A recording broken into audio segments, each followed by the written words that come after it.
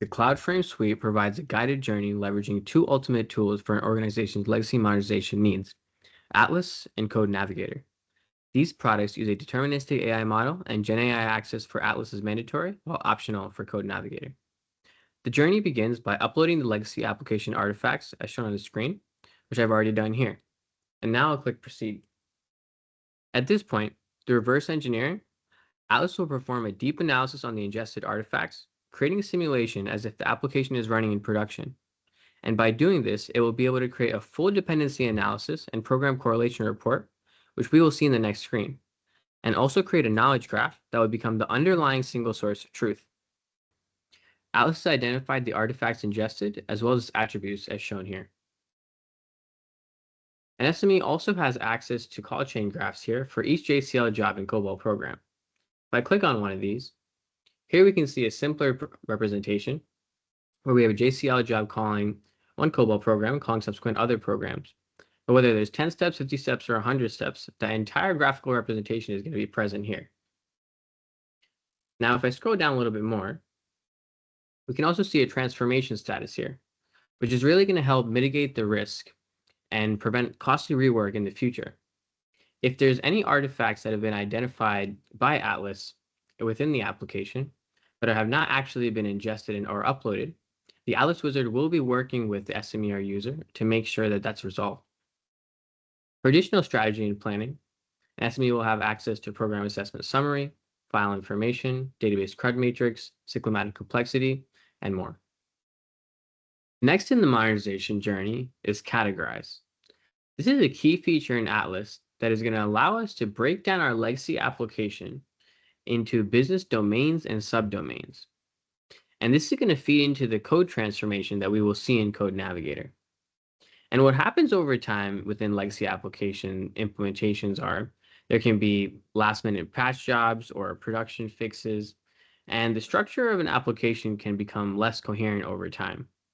So within Categorize, we can actually look at our subdomains, and we're going to have the option to actually edit them. So here we can see the corresponding JCL and COBOL programs here. And if I scroll down and click Edit here, we're going to have the option to actually use an easy drag and drop method to change the structure of the application. Now, here we can see currency exchange, customer reporting, and additional subdomains. And if we decide, for example, that we want to take one of these JCL modules and we find this belongs in multiple categories, so we drag it over to our common module. If at this point we're satisfied, we can hit Save Changes. And now we'll view our modified architecture. On the left side, we can see the suggested architecture. Here in red, we can see this JCL module removed. And as I scroll down, in green, we can see the modified architecture where it's added to the common module. If I'm satisfied, we can click Publish Changes. And now we've reached the CloudFrame Modernization Suite dashboard. Here we can see all of our application modules as it was divided within our categorized chevron. And now we've completed the discovery phase of our modernization journey and are ready to transform our code. But before we do that, let's get some insight into our applications and our system with the Atlas generated documentation. Atlas is going to provide us with a program level HLD, application level HLD, and system level BRD. Here we can see the application level HLD for our application currency exchange. And if we click View HLD here, on the left side, we can see that we're going to get a application design overview, functional requirements, core functional logic, technical and data specs, and more. If we click on our end-to-end workflows here we're going to see diagrams that are not going to be otherwise available in a manually created HLD, providing us a lot more insight into our application. Now, additionally, if we click on any of the technical components here, this is going to take us directly to the corresponding program level HLD. And here we're going to be able to see similar components. Now, here we see a pencil marker that's going to be available across all of our HLDs and BRDs. And this is going to allow us to create an SME correction if needed. Most of the time, Atlas is going to be very accurate, But with ever-changing business nomenclature, if there's a need to, an SME has the option to edit this information and make an SME correction. Any correction made is going to be applied across the entire system. Now let's take a look into our system-level BRD. We have the option here to download the BRD or view it right here within the UI. And so here, an SME is going to be able to see the business intentions taken from a black box legacy system. And our customers find tremendous value in this feature because this is going to mitigate the time taken for a business analyst to go and manually create this BRD.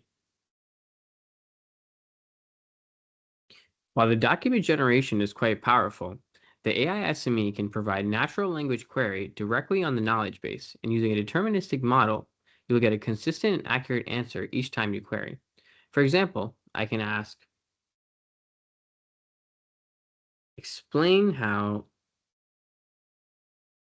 currency settlement is done. And here we can see that the AI SME is going to respond, giving us insight into the TRDPB000 program, talking about how it validates buy and sell side orders and tells us more. Now, additionally, I can ask, tell me how exchange names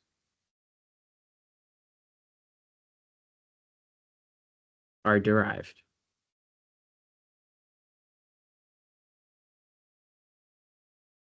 And here we can see that within evaluate statement here, it's translating EUR for euros, USD for dollars, CAD for the Canadian currency, and so on and so forth. Now that we've gotten some insight into our applications and our overall system, let's proceed to transforming our legacy application into modern cloud-native Java. Here we have the aggregate view of our applications. We can choose to transform our currency exchange application here. We'll click View Application and click Start. And over here, we have some rule configurations.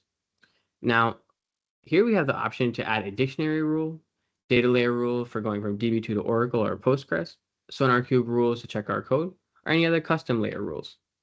Without adding any rule configurations, we're going to get a transformed output that's going to be a traceable, mainframe developer-friendly style of Java code.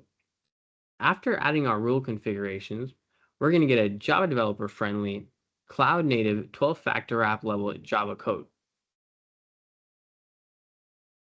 Now moving to transform, here with the click of a button, I can see my JCLs here. And here it's going to compile the code, aggregate it, create a Maven project, and create a Spring Boot project out of it. I'm going to download the code here. And today we're going to be displaying the cloud native version of our Code Navigator output. On the right side of the screen, we see a comprehensive README file. On the left side of the screen, we see a modern Java layered architecture. The model layer represents the business entities, customers, accounts, trades, and orders. The repository layer handles data access. Instead of manual file handling or embedded data logic, this uses modern persistence patterns. The service layer contains the business logic that orchestrates operations across components. And because this example comes from a batch workload, we also see a Spring batch components, readers, processors, and writers, which implement the batch processing pipeline. The key point is that the business logic is no longer embedded in the procedural COBOL programs. It is organized into clearly separated components that modern developers understand. Now let's take a look at the reader. Notice that the reader works with strongly typed domain objects rather than raw record structures. Instead of procedural record layouts like you would see in COBOL, the application works with domain entities that represent the business concepts directly. And finally, let's take a look into our resources. This is the application YAML file. Configuration is externalized from the code. This follows 12-factor application principles, where environment-specific configuration is managed outside the application.